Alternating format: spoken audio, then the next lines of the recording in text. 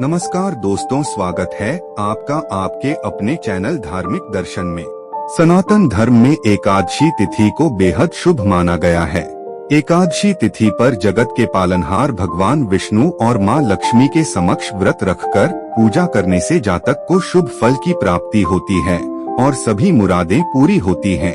हर माह 2 एकादशी तिथि पड़ती है और सबका अपना महत्व होता है। उसी तरह आषाढ़ महीने के कृष्ण पक्ष की एकादशी को योगिनी एकादशी के नाम से जाना जाता है।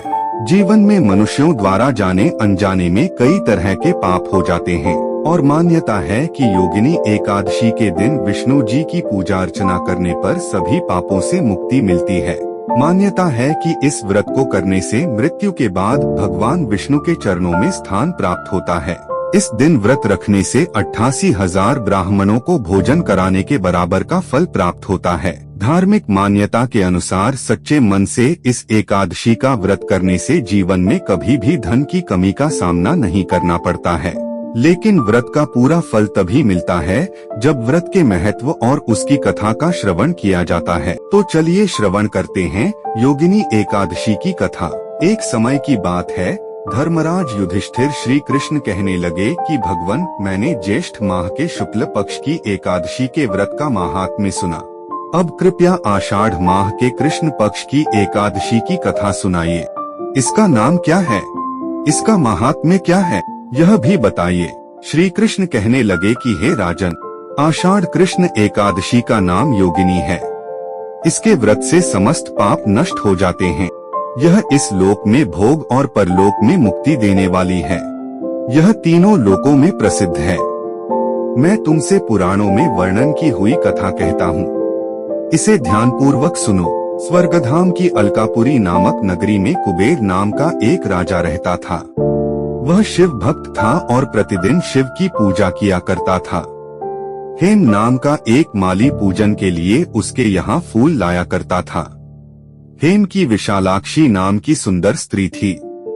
एक दिन वह मानसरोवर से पुष्प तो ले आया, लेकिन कामासक्त होने के कारण वह अपनी स्त्री से हास्य विनोद तथा रमण करने लगा।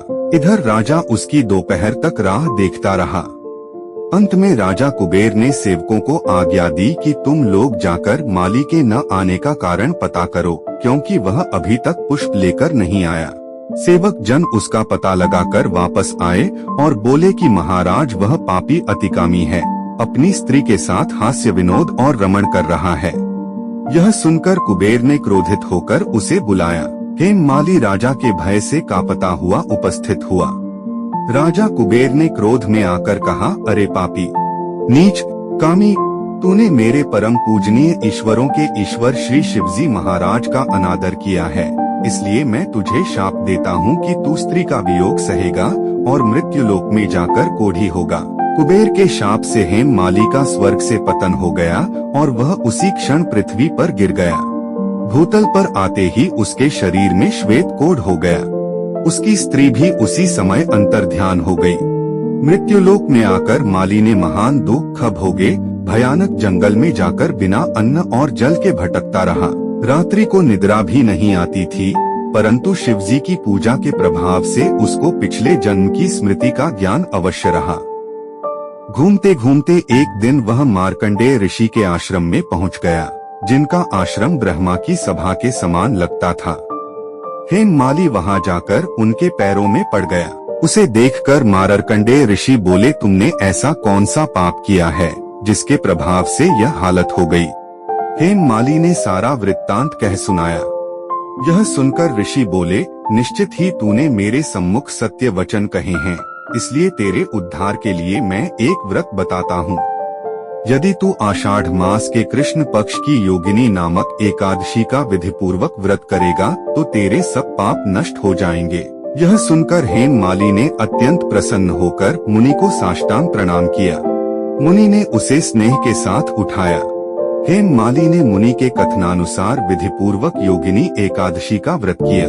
इस व्रत के प्रभाव से अपने पुराने स्वरूप में आकर वह अपनी स्त्री के साथ स्वर्ग में सुखपूर्वक रहने लगा।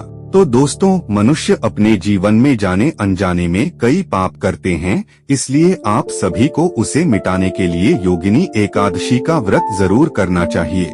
तो दोस्तों, यदि यह वीडियो आपको अच्छी लगी है तो वीडियो को लाइक, कमेंट और शेयर करें, और आप हमारे चैनल में नए हैं तो चैनल को सब्सक्राइब भी जरूर करें ताकि आप ऐसे ही महत्वपूर्ण जानकारी प्राप्त कर सके। धन्यवाद।